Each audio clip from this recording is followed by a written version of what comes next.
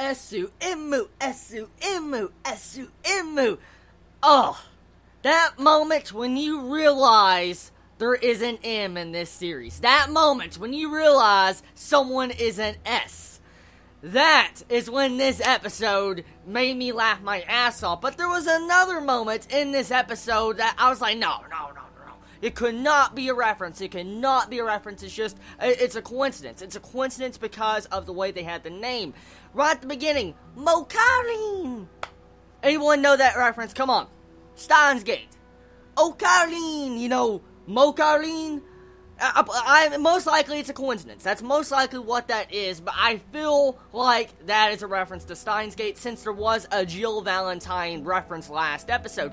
Now, I really didn't notice the Jill Valentine reference last week, but a bunch of people in the comments actually pointed it out, and I looked back and I'm like, oh my god, it really is. I did not expect a Resident Evil reference in this anime. So right there, we know for a fact this anime is referencing things that are not just anime. They're actually referencing, other games.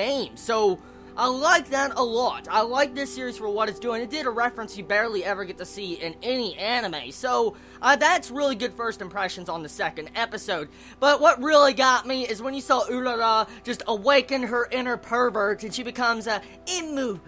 Oh my god. That is so great, it's so great, oh my god. It was so funny the way she acted, like she gets fucking punched in the face, dude. All of a sudden you have the main female character, Mokarin, say, okay, I'll get her first. Boom, right in the fucking face, and then you see her face convulge in, and then she gets up like, oh, that's it. I'm like, what?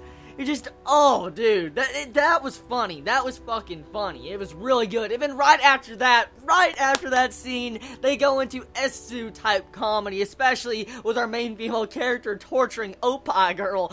Oh, dude, she had like post-traumatic stress with that natto, and I'm like, oh god, poor freaking girl. She's being tortured, being able to stir this natto like 10,000 fucking times.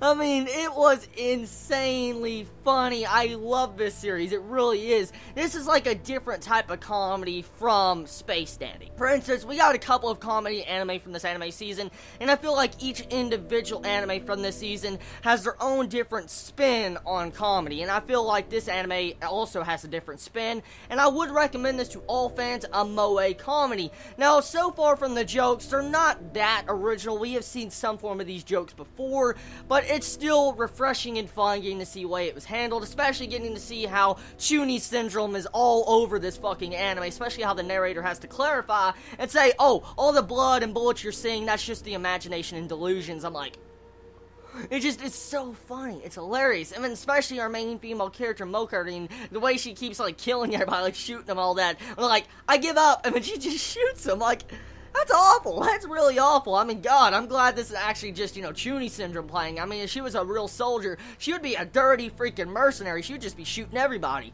So overall, good episode. I laughed my ass off, and that's exactly what this episode set out to do, and it definitely accomplished that goal.